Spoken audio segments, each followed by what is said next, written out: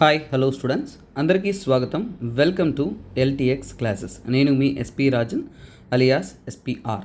ఈరోజు మనం 29th April యొక్క హిందూ న్యూస్ అనాలిసిస్ అనేది చూడబోతున్నాం. సో డీటెయిల్గా కాంప్రహెన్సివ్గా మీ యొక్క యూపీఎస్సి ఎగ్జామ్ ఓరియంటెడ్గా, అలాగే గ్రూప్ 1 ఇతర కాంపిటేటివ్ ఎగ్జామ్స్ మీరు ప్రిపేర్ అవుతున్నా కానీ రోజువారీ విషయాలు, హిందూలో వస్తున్న ముఖ్యమైన అంశాలు మీకోసం ఎగ్జామ్ పాయింట్ ఆఫ్ వ్యూలో తీసుకొస్తూ ఉన్నాం నాన్న. So don't miss this beautiful current affairs.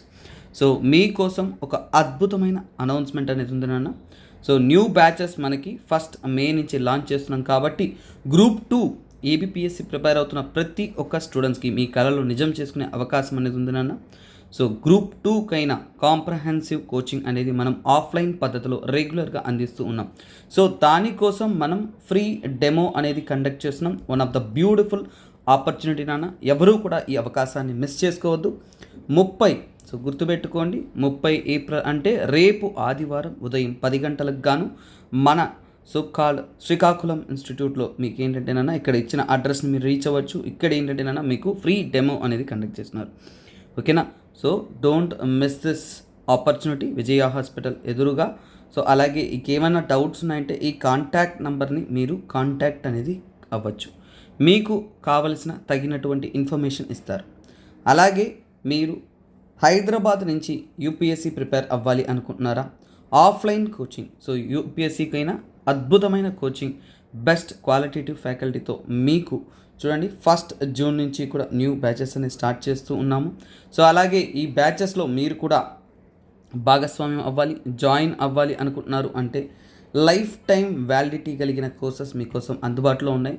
Don't miss this opportunity మీకోసం. సో ఇక్కడ అడ్రస్, లొకేషన్ అనేది ఇవ్వడం జరిగింది. So you can directly also visit. అలాగే జాయిన్ అవ్వాలి అనుకుంటున్న వారందరికీ కూడా ఇంకా అద్భుతమైన ఇంపార్టెంట్ అనౌన్స్మెంట్. సో చూడండి, 30 ఏప్రిల్లోగా మీరు జాయిన్ అవుతున్నారు అంటే మీ ఫీజ్ 70,000 మాత్రమే. 5,000 చొప్పున ఈఎంఐ కట్టుకుంటూ కూడా మీరు జాయిన్ అవ్వచ్చు నెలసరి. అలాగే మీరు మే మంత్లో 1st Mayకి జాయిన్ అవుతున్నారంటే మీకు 1 lakh రూపీస్ ఫీజ్ అనేది రివైజ్ చేయడం జరుగుతుంది. జస్ట్ 2 days మాత్రమే ఉంది నాన్న. 30,000 రూపీస్ సేవ్ చేసుకునే అవకాశం, 30,000 రూపాయలు సేవ్ చేసుకునే అవకాశం 2 days మాత్రమే. ఇక ఏదైనా డౌట్స్ ఉన్నా కానీ ఈ కాంటాక్ట్ నెంబర్ని మీరు కాంటాక్ట్ అనేది అవ్వచ్చు. సో అలాగే ఎవరైనా కానీ యూపీఎస్సీ ప్రిపేర్ అవుతున్నారంటే వారందరికీ కూడా మన Hindu news analysis, editorial analysis అనేది సజెస్ట్ చేయండి. చాలా అద్భుతంగా క్వాలిటేటివ్గా ఎగ్జామ్ పాయింట్ ఆఫ్ వ్యూలో మనం తీసుకెళ్తున్నాం. అలాగే చూసుకున్నారు అంటే వైజాగ్లో కూడా ఐఏఎస్ ప్రిపేర్ అవ్వాలనుకున్న ప్రతి ఒక్కరికి కూడా అద్భుతమైన అవకాశం.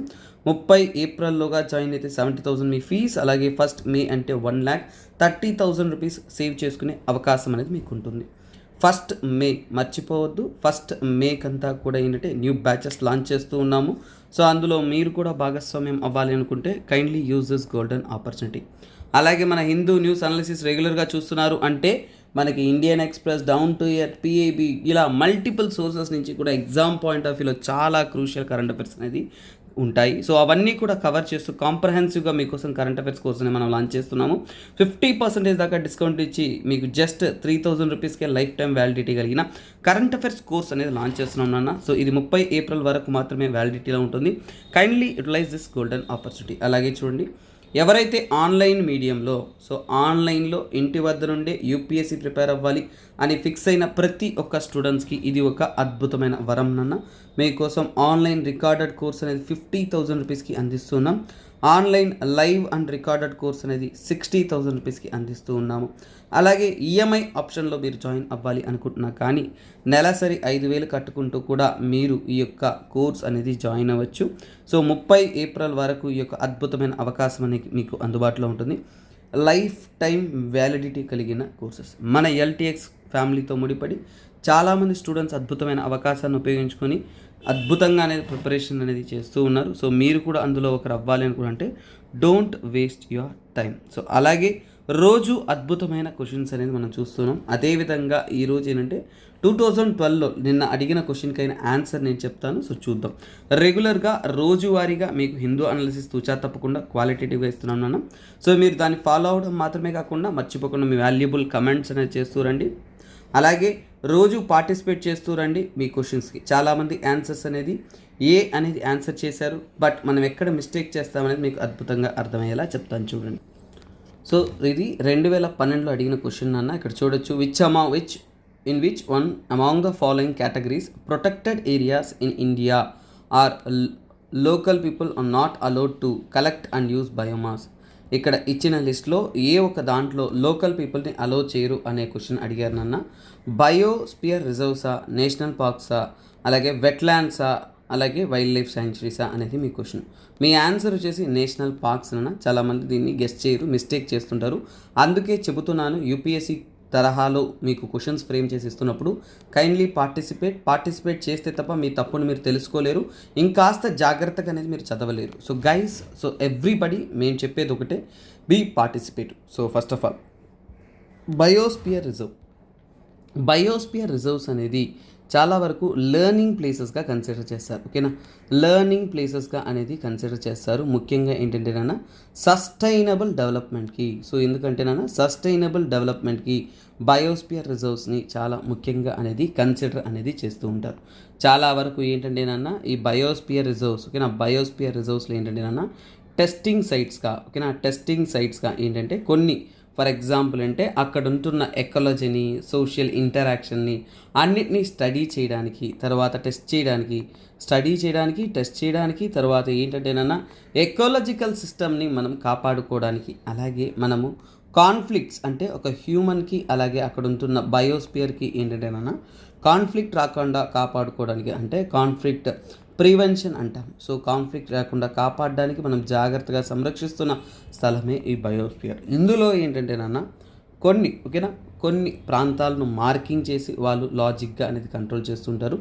వాటిట్లో కొంతవరకు హ్యూమన్ యాక్టివిటీస్ అనేది అలో చేస్తారన్నమాట. మరి మనము వెట్లాండ్స్ గురించి తెలుసుకుందాం. సో నేషనల్ పార్క్స్ లాస్ట్లో తెలుసుకుందాం. ఫస్ట్ వెట్లాండ్స్ అంటే నీటిపారుదల నేలకి సరి సమానంగా ఉంటుందన్న. చాలా వరకు వేస్ట్ ల్యాండ్గా కన్సిడర్ చేస్తారు, కానీ అక్కడ ఏంటంటేనన్నా చాలా సారవంతమైన భూమి ఉంటుంది. చాలా వరకు ఏంటంటేనన్నా ఇవి చూడండి వెల్ డ్రెయిన్ అంటారు. వెల్ డ్రెయిన్ అంటే ఏంటంటేనన్నా నీటిపారుదల అద్భుతంగా ఉంటుంది. ఇవి చాలా వరకు ఏంటంటేనన్నా మనిషి యొక్క వ్యవసాయానికి, ఇతర పర్పస్కి ఏంటంటే కన్వర్షన్ ఎక్కువగా జరిగిపోతూ ఉండడం వల్ల ఈ మధ్య కాలంలో మనం వెట్లాండ్స్ని కోల్పోతూ ఉన్నాం. 1900 నుంచి ఓకేనా టిల్ నౌ అనేది ఇప్పటిదాకా మనం ఏంటంటే 64% ఓకేనా 64% వెట్లాండ్స్, ఓకేనా వెట్లాండ్స్ అనేది లాస్ట్ అనమాట, అంటే మాయమైపోయినాయి. అంటే హ్యూమన్స్ అనేవాళ్ళు ఇలాంటి వెట్లాండ్స్ని అద్భుతంగా అనేది ఉండే ఒక ఈ వెట్లాండ్స్ అనేది మనము దోచుకుంటూ ఉన్నాము, అలాగే మాయం చేసేస్తున్నాం. అందుకనే ఏంటంటేనన్నా ఇవి పెద్ద సమస్యగా మారుతుంది. కాబట్టి వాటిని కాపాడుకోవడం కోసం ప్రపంచవ్యాప్తంగా ఈరాన్లో ఉండే రామ్సార్లో ఒక కన్వెన్షన్ సైన్ చేసి అప్పటి నుంచి కూడా దాన్ని సంరక్షిస్తూ వస్తున్నారు వెట్లాండ్స్ని. అలాగే వెట్లాండ్స్ ఎందుకు సార్ ఇంపార్టెంట్ అంటే, ఫర్ ఎగ్జాంపుల్ అంటే నేచురల్గానే వెట్లాండ్స్ అనేది ఫ్రెష్ వాటర్, ఓకేనా, మన భూమిలో ఫ్రెష్ వాటర్ రిసోర్సెస్ని జనరేట్ చేయడం కోసం ఇవి చాలా ముఖ్యమైన రోల్ అనేది ప్లే చేస్తుంది అన్నమాట. తర్వాత వైల్డ్ లైఫ్ శాంక్చురీస్ అంటే ఏంటంటేనన్నా దీస్ ఆర్ ద హ్యాబిటేట్స్, ఓకేనా. సో ఇది ఏంటంటేనన్నా ఇది జంతువులకు హ్యాబిటేట్ అనమాట. యానిమల్స్ యొక్క ఇంపార్టెంట్ హ్యాబిటేట్స్ అంటే కొన్ని ఇంపార్టెంట్ యానిమల్స్ ఉంటాయి, వాటిని సంరక్షించుకోవడానికి వాటికి పుట్టినలు అన్నమాట. అలా చాలా జాగ్రత్తగా ఉండే ఒక ప్రాంతం. సో కాకపోతే హ్యూమన్ డిస్టర్బెన్స్ అంటే మెయిన్ హ్యూమన్ యాక్టివిటీస్ అనేది అందులో అలో చేయరు. అందుకే హ్యూమన్ డిస్టర్బెన్స్ లేకుండా జాగ్రత్తగా అనేది సంరక్షించుకుంటూ నేచురల్ హ్యాబిటేషన్ని అక్కడ కాపాడుకుంటూ వస్తారు. ఇందులో చూడండి వైల్డ్ లైఫ్ శాంక్చురీలో హంటింగ్, ఓకేనా, hunting poaching not allowed. Hunting కానీ పోచింగ్ కానీ ఏంటంటే నాట్ అలౌడ్ అన్నమాట. కాకపోతే కొన్ని మైనర్ యాక్టివిటీస్ అనేది అక్కడ ఉన్న లోకల్ పీపుల్తో అలౌడ్. మరి నేషనల్ పార్క్స్ ఎలా ఉంటుందంటేనన్నా నేషనల్ పార్క్స్ అనేది గవర్నమెంట్ సో చూడండి నేషనల్ పార్క్స్ అనేది నేషనల్ అన్నప్పుడే మీకు అర్థమైపోవాలా. సో ఇది ఏంటంటేనన్నా సెంట్రల్ గవర్నమెంట్, ఓకేనా, నేషనల్ గవర్నమెంట్, ఓకేనా, సెంట్రల్ గవర్నమెంట్ కంట్రోల్లో అనేది ఉంటుంది. గవర్నమెంట్స్ అనేది ఏంటంటేనన్నా ప్రిజర్వేషన్ కోసం సో సంరక్షించడం కోసం చాలా జాగ్రత్తగా సెక్యూర్డ్ ప్లాట్ఫామ్లో వీటిని ప్రిజర్వ్ చేస్తూ ఉంటారు. నేచురల్ ఎన్విరాన్మెంట్ని కాపాడుకుంటూ వస్తారు. సో అలాగే ఏంటంటే ప్రాపర్ ఫెన్సింగ్, కంట్రోలింగ్ అన్నీ కూడా ఉంటుంది. సో అలాగే వీటిని మనము జూ, నేషనల్ పార్క్స్ వెళ్తున్నాం కదా. సో ఇవి ఏంటంటే చాలా వరకు పబ్లిక్ రిక్రియేషన్కి, ఓకేనా. సో కొంతమందికి టూరిజంకి, రిక్రియేషన్కి అలా ఒక ప్లేస్గా అనేది దీన్ని ఉంచారే కానీ, అలాగే కొన్ని సైంటిఫిక్ ఇంట్రెస్ట్ కోసం వీటిని సంరక్షిస్తూ ఉంటారు. కానీ సో ఇక్కడ ఏంటంటే వీటిలో ఏంటంటే there is no allowing of local people అనమాట. అంటే అక్కడ ఇచ్చిన స్టేట్మెంట్ దీనికే చాలా చక్కగా అనేది వర్తిస్తుంది. సో ఇక్కడ ఏమి ఇచ్చారు, సో చూడండి ఇక్కడ, so local people not allowed to collect and use biomass. So local పీపుల్స్ని అనేది అక్కడ ఉన్న చెట్లను, బయోమాస్ని వీటిని కలెక్ట్ చేసే హక్కు అనేది ఇవ్వరు అనమాట. So this is what clearly you need to understand about this article అనమాట. సో అలాగే మనము అక్కడి నుంచి మనము ఢిల్లీలో ఒక జూలో ఉన్నాం. అక్కడి నుంచి తప్పించుకొని నేను అలా ఊర్లోకి వెళ్దాం అనేసి ఢిల్లీకి వెళితే అక్కడ చూస్తా అంటే చూడండి, ఒకటే గొడవలు, రచ్చ, ఏదో పోరాటాలు చేస్తున్నారు. ఏంటి పోరాటాలు అని బాగా పక్కన ఒక వ్యక్తిని అడిగితే అతను చెప్పారు, సార్ ఇది సార్ ప్రాబ్లము వ్రెస్లింగ్, ఓకేనా. వ్రెస్లింగ్ వాళ్ళు, సో వ్రెస్లర్స్ అనేవాళ్ళు వారి యొక్క, ఓకేనా, సో ఫెడరేషన్కి అగేన్స్ట్గా ప్రొటెస్ట్ అనేది చేస్తున్నారు. వ్రెస్లింగ్ ఫెడరేషన్కి అగేన్స్ట్గా ప్రొటెస్టింగ్ చేస్తున్నారు. అసలు ఏంటి ఈ ప్రొటెస్ట్ అనేది మనం బ్యాక్గ్రౌండ్గా తీసుకుందాము, స్టడీ చేద్దాం అనమాట.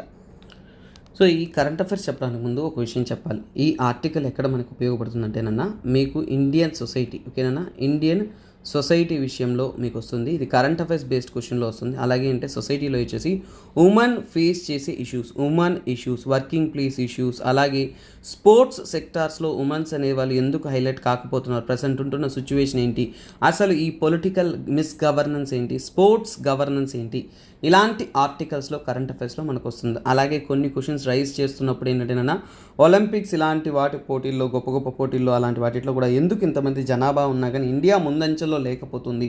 సో అలాగే ఇండియాకు వచ్చిన సమస్యలు ఏంటి, అలాగే మన గవర్నెన్స్లో గవర్నమెంట్ పైకి చూపిస్తున్నది ఒకటి, లోపల జరుగుతున్నది ఒకటి. సో ఇలా పాలిటిక్స్ ఎన్నో ఈ రీసెంట్గా దీనికి సంబంధితమైన న్యూస్ అనేది మీరు చూశారు అంటే, సో ప్రణవ్ వకాండే అనుకుంటాను, ఒక అబ్బాయి, మనకు తెలుసు మీరంతా కూడా ఈ కరెంట్ అఫైర్స్ మీమ్స్లో, అలాగే ఎక్కువగా ఆ యొక్క మెమీస్లో చూసుంటారు, మీమ్స్లో. సో ఇక్కడ చూశారు అంటే ఒక వ్యక్తి ముంబై నుంచి కూడా 1000+ రన్స్ అనేది ఒక అబ్బాయి హిట్ చేశాడు. అలాగే అర్జున్ టెండూల్కర్ వచ్చేసి మన సచిన్ టెండూల్కర్ యొక్క సన్, ఓకేనా.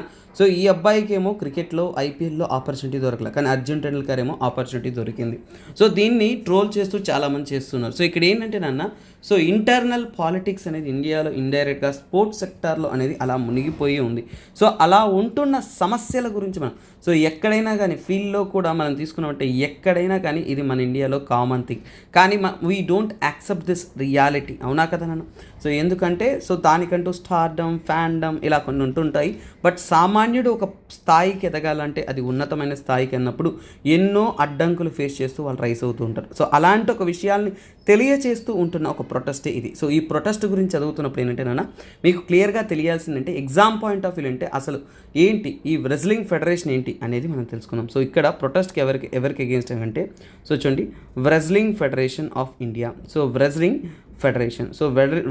ఫెడరేషన్ ఆఫ్ ఇండియాలో జరుగుతున్న ప్రొటెస్ట్కి అగేన్స్ట్గా ఉన్న ఆర్టికల్ ఇది. సో ఈ యొక్క ప్రొటెస్ట్కి మనం కాన్సెప్ట్లోకి వచ్చాము అంటే కొన్ని విషయాలు మీరు బ్యాక్గ్రౌండ్ నుంచి చదువుకోవాలన్న అప్పుడే ఈ కాన్సెప్ట్ అనేది మీకు క్లియర్గా అర్థమవుతుంది. సో WFI అంటాం. So first of all WFI అంటే wrestling federation of India. So ఇది ఎప్పటి నుంచి ఫామ్ అయింది ఏంటి అనేది మనం సింపుల్ టర్మ్స్లో చూద్దాం. So when you speak about wrestling federation of India, so ఒరిజినల్గా వచ్చేసి ఇది ఏంటంటే ముఖ్యంగా ఏంటంటే ఇది ఒక బాడీ గవర్నింగ్ రెజ్లింగ్ అనమాట, ఓకేనా. బాడీ గవర్నింగ్ అంటే మొత్తానికి ఏంటంటే మన ఇండియాలో జరుగుతున్న రెజ్లింగ్ అన్నీ కూడా, ఓకేనా, గవర్నింగ్ రెజ్లింగ్ అనమాట. సో రెజ్లింగ్ అన్నింటిలో కూడా ఎవరైతే పార్టిసిపేట్ చేస్తున్నారో వాటన్నిటిని కూడా గవర్నెన్స్ చేసి ఒక కోఆర్డినేటింగ్ ఆర్గనైజేషన్గా ఫామ్ అయింది. 1958లో ఫామ్ అయింది, దట్ టు న్యూఢిల్లీ. సో ఎప్పుడు ఫామ్ అయింది, 1958లో న్యూఢిల్లీలో అనేది ఇది ఫామ్ అనేది అయ్యింది. సో అలాగే ఇందులో ముఖ్యంగా ఏంటంటే ఇది ప్లేయర్స్ని, ఓకేనా, ప్లేయర్స్ని దేనికి తయారీ చేస్తూ ఉంటారంటేనన్నా ఒలింపిక్స్కి. మన ఇండియా తరపు నుంచి రెజ్లింగ్లో ఏంటంటే ఒలింపిక్స్కి గాను, ఏషియన్ గేమ్స్కి గాను, ఓకేనా, ఏషియన్ గేమ్స్కి గాను ఇతర, ఓకేనా. సో ఇతర ఫర్ ఎగ్జాంపుల్ అంటే other wrestling, world wrestling championship, world wrestling championship ఏదైతే ఉంటుందో సో అన్నిటికీ కూడా మన ఇండియన్స్ని సిద్ధం చేస్తూ వాటన్నిటికీ కూడా ట్రైనింగ్ ఇస్తున్న టాప్ మోస్ట్ ఆర్గనైజేషన్గా ఇది చెప్పబడుతూ ఉంటుంది. సరే, ఇది ఆర్గనైజేషన్ యొక్క డీటెయిల్స్. అసలు ప్రొటెస్ట్ ఏంటి అనేది మనం తెలుసుకున్నాం. సో ఎందుకు పోరాటం చేస్తున్నారు, సో ప్రొటెస్ట్ ఎందుకు చేస్తున్నారు అని పక్కన అడిగితే ఒక అబ్బాయి చెప్పాడు, సార్ యాక్చువల్గా ఈ గొడవ ఇప్పుడు స్టార్ట్ అయింది కాదు సార్, సో జనవరిలో స్టార్ట్ అయింది సార్, జనవరిలో.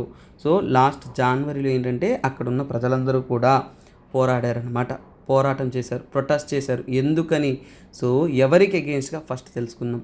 సో ఎవరికి అగెయిన్స్ట్గా అంటేనన్నా, so wrestling federation of India యొక్క ప్రెసిడెంట్, సో జనవరిలో రెజ్లింగ్ ఫెడరేషన్ ఆఫ్ ఇండియా యొక్క ప్రెసిడెంట్ అయిన బ్రిజ్ భూషణ్, సో ఎవరిది బ్రిజ్ భూషణ్కి అగెయిన్స్ట్గా అనేది పోరాటం అనేది చేశారనమాట.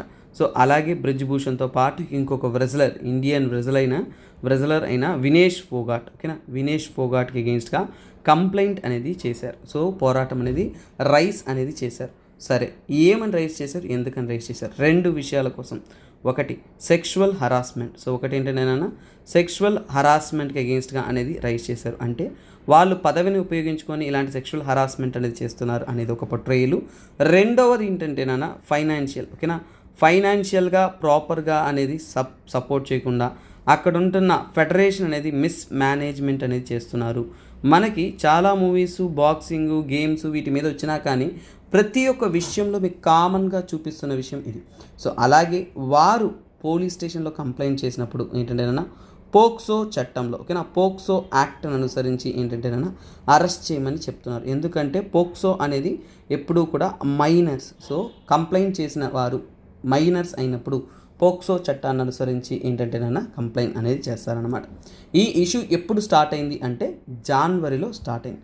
సో జనవరిలో స్టార్ట్ అవ్వగానే ఈ అలిగేషన్స్ అంతా రిమూవ్ చేసి వీటన్నిటిని స్టడీ చేయడం కోసం గవర్నమెంట్ అనేది ఒక అఫీషియల్గా కమిటీ అనేది ఫామ్ చేసింది. ఏమైంది, కమిటీ అనేది ఫామ్ చేసింది. మనం బ్యాక్గ్రౌండ్ నుంచి తీసుకెళ్తున్నానన్నా. సో కమిటీ ఫామ్ చేసినప్పుడు కమిటీలో హెడ్గా ఎవరున్నారంటే బాక్సింగ్ లెజెండ్, ఇండియాకి చెందిన బాక్సింగ్ లెజెండ్ అయిన మ్యారీ కోమ్, ఓకేనా. సో అందరికీ తెలుసుంటుంది ఎంసీ మ్యారీ కోమ్, వారే ఆ కమిటీకి అనేది హెడ్గా అనేది ఉన్నారు. సో వారు ఇన్వెస్టిగేషన్ అనేది చేశారు. సో ఈ కమిటీ అనేది ఇన్వెస్టిగేషన్ చేసి రిపోర్ట్ అనేది ఇస్తుంది అనమాట. ఆ రిపోర్ట్ ఎప్పుడు ఇస్తారు అంటే సో ఫస్ట్ వీక్, ఓకేనా, ఫస్ట్ వీక్ ఏప్రిల్కి అంతా కూడా వారు ఏంటంటేనన్నా రిపోర్ట్ అనేది ఇస్తారు. సో అలాగే ఏంటంటేనన్నా రిపోర్ట్ ఇచ్చిన తర్వాత కమిటీ అనేది డిస్మాంటిల్ అయిపోతుంది, అక్కడికి అయిపోయింది. సో ఇదే సమయంలో ఏంటంటేనన్నా రానున్న ఓకేనా, మేలో ఏంటంటేనన్నా WFIకి అనేది రెజ్లింగ్ ఫెడరేషన్ ఆఫ్ ఇండియాకు వచ్చేసి ఎలక్షన్స్ అనేది జరగనున్నాయి. సో ఎలక్షన్స్ అనేది గవర్నమెంట్ అనేది మళ్ళీ ఇప్పుడు ఏప్రిల్లో ఏంటంటే కమిటీ ఏమో రిపోర్ట్ ఇచ్చింది. ఆ రిపోర్ట్ ఏ పరిస్థితిలో ఉందనేది ఫస్ట్ చెప్తా చూడండి. ఆ రిపోర్ట్ పరిస్థితి ఏంటంటేనన్నా ఇంకా ఏంటంటే this is not properly examine, అంటే స్టిల్ ఎగ్జామినింగ్ అంటే సో ఈ యొక్క రిపోర్ట్ అనేది ఇంకా స్టడీ చేస్తూనే ఉన్నారు. ఓకేనా, ఎగ్జామిన్డ్ నాట్ మేడ్ పబ్లిక్, అంటే ఇంకా అది పబ్లిక్ అనేది ఇంకా ప్రొడ్యూస్ అనేది చేయలేదు, ఇంకా వాటి గురించి స్క్రూటనైజ్ చేస్తున్నట్టే చెప్తున్నారు, ఇంకా పబ్లిక్ అనేది రాలేదు. సో ప్రజలను అయితే అక్కడ పోరాటం చేసే వాళ్ళని అయితే జనవరికే సైలెంట్ చేసి అలాగే వదిలేశారు. కానీ ఇప్పుడు ఏంటంటేనన్నా ఇలా చేయడం కరెక్ట్ కాదు, సైలెంట్ చేసేశారు. మాకు న్యాయం ఎప్పుడు దొరుకుతుంది? సో చూడండి, ఎప్పుడైనా కానీ ఎప్పటికప్పుడు న్యాయం, డినైడ్ జస్టిస్, చూడండి, delayed justice is denied justice అంటారు. అంటే చట్టం ఒక న్యాయం అనేది ఎక్కువగా లేట్ అయిందంటే అది ఒక రకంగా డినై అయినట్టే, ఓకేనా. సో చట్టం సక్రమంగా పనిచేయనట్టే. సో అదే చెబుతున్నారు చాలామంది. సో దానికోసమే ఏంటంటే ఈ యొక్క జరగనున్న ఎలక్షన్ని నల్ అండ్ వాయిడ్గా అనేది తెలిపేశారు. అంటే ఇక రానున్న ఎలక్షన్ని క్యాన్సిల్ చేసేశారు. తర్వాత ఏంటంటేనన్నా ఇక్కడ ఈ కమిటీ తరపు నుంచి కూడా ఏంటంటేనన్నా సో వీటి మీద మేము స్టడీ చేస్తాము. సో ఆ రిపోర్ట్ని స్క్రూటనైజ్ చేసి అక్కడి నుంచి ఏంటంటేనన్నా prevention of sexual harassment act, so ఈ యాక్ట్స్ మనకి తెలియాలి, ఓకేనా. Prevention of sexual harassment act, so మనకి వర్కింగ్ ప్లేసెస్లో అయినా, సో అలాగే గేమ్స్ ఇలాంటి పబ్లిక్ ప్లేసెస్లో అయినా సెక్షువల్ హరాస్మెంట్ అనేది జరగకూడదు, ప్రొటెక్ట్ చేయడం కోసం 2013లో లాంచ్ చేసిన ఒక యాక్టే ఇది. సో ఆ యాక్ట్ని అనుసరించి రిపోర్ట్ని స్టడీ చేసి ఎవరైనా కానీ తప్పులు చేసున్నా కానీ వారి మీద కఠినమైన శిక్ష అనేది మేము తీసుకుంటాము అనేది చెప్తున్నారు. సరే, ఇప్పుడు మనకు వస్తున్న సమస్య ఏంటంటే మెయిన్స్ పాయింట్ ఆఫ్ వ్యూలో ఏంటంటే ఇలాంటి ప్రాబ్లమ్స్ ఎక్కువగా జరుగుతున్నాయి కదా, how to handle, why they cannot handle అనేది, ఓకేనా. హౌ, సో అంటే ఇలాంటి సిచ్యువేషన్స్ని మహిళలు హ్యాండిల్ చేయలేకపోవడం ఏం కారణం, హౌ కన్నా కానీ వై అని రాస్తాను. ఎందుకు హ్యాండిల్ చేయలేకపోతున్నారు అంటే, ఫర్ ఎగ్జాంపుల్ ఏంటంటే నాన్న స్పోర్ట్స్ పర్సన్ ఎవరైతే ఉన్నారో స్పోర్ట్స్ పర్సన్స్ అందరికీ కూడా చాలా వరకు వాళ్ళకి ఒక జీల్ ఉంటుంది, సక్సెస్ అవ్వాలి అనే ఒక పిచ్చి ఉంటుంది, ఓకేనా, ఎలాగైనా సరే. కానీ వారికి ప్రాపర్ అడెక్వేట్ మెకానిజం, సో అంటే హయ్యర్ అథారిటీ వాళ్ళు పర్మిషన్ ఇస్తేనే మోనోపోలీ ఆఫ్ పవర్ ఉంటుంది. సో అందువలన ఏంటంటే అడెక్వేట్ మెకానిజం అనేది లేదు. ప్రాపర్గా వారు ఏదైనా కానీ తప్పులు జరిగితే ఎవరిని రీచ్ అవ్వాలి అనే ఒక అడెక్వేట్ మెకానిజం లేదు, అవేర్నెస్ లేదు, ప్రాపర్ అవగాహన లేదు. ఎవరైనా మిమ్మల్ని బెదిరించినా ఎక్స్ప్లాయిట్ చేసినా మీరు హయ్యర్ అథారిటీకి రీచ్ అవ్వచ్చు అనే ఒక ప్లాట్ఫామ్ లేకుండా పోతుంది. అలాగే సపరేట్గా వారికంటూ గ్రీవెన్స్ రిడ్రెసల్ అంటే ఏంటి, ఎవరైనా కానీ గవర్నమెంట్ ఓవర్వ్యూయింగ్ అథారిటీ అనేది వచ్చి మీకు ఏమన్నా సమస్యలు ఉన్నాయా అని చెక్ చేసే ఒక అథారిటీ కానీ ఇవన్నీ ఉండాలి. అలాంటివి లేకపోవడమే కారణం అనేది చెప్తున్నారు. తర్వాత ఏంటంటే నాన్న ట్రాన్స్పరెన్సీ. సో చాలా వరకు ఏంటంటే స్పోర్ట్స్ కేటగిరీలో ఉంటున్న ఆర్గనైజేషన్స్ ఏవైతే ఉన్నాయో వాటిలో ఏంటంటే పకడ్బందీగా అనేది వాటి యొక్క వ్యవహారాలు అనేది జరగట్లేదు. సో అందువలనే ఏంటంటే ట్రాన్స్పరెన్సీ అనేది చాలా వరకు ల్యాకింగ్గా ఉంది. తర్వాత ఏంటంటే ప్రైవేట్ ప్లేయర్స్, ఈ మధ్య కాలంలో ప్రైవేట్ ప్లేయర్స్ ఉంటున్నప్పుడు ఏంటంటే ప్రైవేట్ ప్లేయర్స్తో పాటు లాబీయింగ్, ఇంటర్నల్ లాబీయింగ్ కానీ ఇలాంటివన్నీ కూడా ఎక్కువగా జరుగుతుంది, కానీ బయటికి అనేది ఇవన్నీ పడట్లేదు. సో అలాగే ఇవన్నీ కూడా చాలా సమస్యలుగా అనేది తెలుపుతూ ఉన్నారు. కాకపోతే రీసెంట్గా చూడండి, సో ఇక్కడ ఏంటంటే నెక్స్ట్ అప్కమింగ్లో ఏంటంటే WFI ప్రెసిడెంట్ మీద కూడా FIR ఫైల్ చేయడం జరిగింది. ఇక్కడ ఇన్వెస్టిగేషన్ జరుగుతూ ఉంది. సో అలాగే మినిస్ట్రీ కూడా ఏంటంటే ఈ డే టు డే అఫైర్స్ని స్టడీ చేయడం కోసం ఇండియన్ ఒలింపిక్ అసోసియేషన్ తరపు నుంచి కూడా ఒక యాడ్ హాక్ కమిటీ ఫామ్ చేసి వీటిని ప్రాపర్గా స్టడీ చేయండి, ఇలాంటి తప్పులు జరగకుండా చూసుకోవాలి అనే దానికోసం కమిటీస్ ఇవన్నీ కూడా ఫామ్ చేస్తూ ఉంది నాన్న. దట్ ఈస్ వాట్, ఓకేనా, ఇన్ ద న్యూస్. సో కాకపోతే ఏంటంటే we need to know the background study. ఇలాంటి ఇన్సిడెంట్స్ అనేది మీకు సొసైటీ టాపిక్స్లో మెయిన్స్ టాపిక్స్లో ఎక్కువగా హెల్ప్ అవుతుంది రాదర్ దెన్ ప్రిలిమ్స్ అనమాట. సో ఓకే స్టూడెంట్స్, అలా మనం నెక్స్ట్ కరెంట్ అఫైర్స్ చూసాము అంటే అక్కడంతా కూడా గొడవ జరుగుతుంది. ఆ గొడవను తప్పించుకొని పక్కకి వెళ్తే అక్కడ ఏంటంటేనన్నా SCO తరపు నుంచి కూడా డిఫెన్స్ మినిస్టర్స్ యొక్క మీట్ అనేది జరుగుతుంది. ఈ కరెంట్ అఫైర్స్ గత 4-5 రోజులుగా వరుసగా వస్తుంది. SCO గురించి, షాంఘై కోఆపరేషన్ ఆర్గనైజేషన్ గురించి మల్టిపుల్ టైమ్స్ నేనే 2 to 3 టైమ్స్ అనేది చెప్పేశాను. సో అందువల్ల ఒక బ్రీఫ్ వ్యూ అనేది కొన్ని పాయింట్స్ ఎగ్జామ్ పాయింట్ ఆఫ్ వ్యూలో చూస్తాం. సో ఇక్కడ చూడండి, SCO తరపు నుంచి కూడా సో టెర్రరిజంకి అగెయిన్స్ట్గా మనం ఏంటంటేనన్నా so collectively and fix accountability. So ముఖ్యంగా ఏంటంటేనన్నా ఈ యొక్క టెర్రరిజం సపోర్ట్ చేస్తున్న దేశాలను మనం మార్క్ చేసి ఈ మానవత్వానికి against major crime against humanity, మానవత్వానికి అగెయిన్స్ట్గా ఎలాంటి పోరాటాలు జరిగినా కానీ వాటిని మనం అడ్డుకోవాలి అనే దానికోసం గట్టిగా ఉన్నామనేది మన డిఫెన్స్ మినిస్టర్ అయిన రాజ్నాథ్ సింగ్ గారు స్టేట్మెంట్ అనేది ఇవ్వడం అనేది జరిగింది. సో ఇది చైనాతో ఉంటున్న డిఫెన్స్ మినిస్టర్ అందరితో కూడా కలిసి మాట్లాడుతూ ఈ యొక్క స్టేట్మెంట్ అనేది ఇవ్వడం అనేది జరిగింది. సో ఇక్కడ కామన్ ఇంట్రెస్ట్, టెర్రరిజంకి అగెయిన్స్ట్గా అది ఏ దేశమైనా సరే కామన్ ఇంట్రెస్ట్గా వర్క్ చేయాలి. అలాగే యూత్ని రాడికలైజ్ చేస్తూ ఉన్నారు, అంటే యూత్ని యాంటీ నేషనల్ టెర్రరిజం యాక్టివిటీస్ ఇలాంటి వాటిలో ఉపయోగిస్తున్న ఏజెన్సీస్ అన్నింటినీ కూడా మనం ఎలాగైనా అడ్డుకోవాలి. సో అలాగే వాటిని కంట్రోల్ చేయాలి అనే వాటి కోసం మనం కలిసి పనిచేయాలి అనేది క్లియర్గా తెలిపారు. సో ఇవన్నీ కూడా బేసిక్ ఫ్యాక్ట్స్. కాకపోతే ఇంటర్నేషనల్ ఆర్గనైజేషన్ IR రిలేటెడ్ స్టడీస్లో ఇది చాలా ఇంపార్టెంట్. మీకు కొన్ని పాయింట్స్ మాత్రం మీకు అడుగుతూ ఉంటాను. So that will be helping you, ఓకేనా. సో ఫర్ ఎగ్జాంపుల్ ఏంటంటే షాంఘై 5. సో షాంఘై స్పిరిట్ అంటే ఏంటి? సో చూడండి, షాంఘై 5 అన్నా కానీ షాంఘై స్పిరిట్ అన్నా కానీ ఏంటో మనకి రిలేటెడ్గా అనేది తెలియాలి. ఎందుకంటే first Shanghai cooperation organisation form అయ్యేటప్పుడు షాంఘైలో ఏంటంటే 5 దేశాలు ఒకటిగా ఫామ్ అయ్యాయి, అందుకే షాంఘై 5. యాక్చువల్గా ఏంటంటే వాటి మధ్య ఉంటున్న బార్డర్ డిస్ప్యూట్స్ అనేది, ఓకేనా. సో ఆ దేశాలు ఏమంటే రష్యా, ఓకేనా, చైనా, ఓకేనా, కజకిస్తాన్, ఓకేనా, తర్వాత కిర్గిస్తాన్, ఓకేనా, spelling wrong, it will be KY, ఓకేనా. సో కిర్గిస్తాన్ అంటారు. సో ఇలాంటి దేశాలు. తర్వాత ఏంటంటే టజికిస్తాన్. ఈ దేశాలంతా కూడా ఏంటంటే బార్డర్ డిస్ప్యూట్స్ అనేది వాటికి ఉండేది. ఆ బార్డర్ డిస్ప్యూట్స్ అంతా కూడా రిసాల్వ్ చేసుకోవడానికి మనమంతా ఒక ఆర్గనైజేషన్గా ఫామ్ చేస్తామనేసి షాంఘై 5గా ఫామ్ అయ్యాయి. అలాగే అవన్నీ కూడా ఒక చార్టర్ అనేది ఫామ్ చేశాయి, ఓకేనా. రూల్స్ అండ్ రెగ్యులేషన్ లాంటిది ఒకటి ఫామ్ చేసాయనన్న చార్టర్ అంటాం అందరూ కూడా. సో వాటిలో ప్రిన్సిపల్స్ అంతా చెప్పి వాళ్ళ ఒక ఐడియాలజీ అంటే ఏంటంటేనన్నా కోఆపరేషన్, మనమంతా కూడా కలిసి పనిచేయాలి, కలిసి ఉండాలి అనే దానికోసం నిర్ణయించుకున్నారు, వారి యొక్క సెక్యూరిటీ పర్పస్ కోసం. అలా వారు ఫామ్ చేసిన కోఆపరేషన్ చార్టర్స్ని ఏమంటే షాంఘై స్పిరిట్ అంటారు.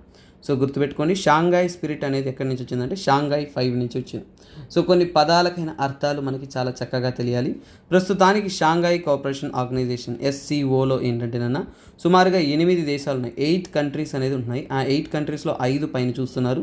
ఎక్స్ట్రాగా ఏంటంటేనన్నా రీసెంట్గా యాడ్ అయిందంటే ఇండియా పాకిస్తాన్ కాకుండా చూసుకున్నారంటే 6వ దేశంగా ఉజ్బెకిస్తాన్ యాడ్ అయింది.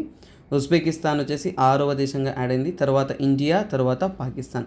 సో వీటితో ఏంటంటేనన్నా 5, 6, 8 అయినాయా?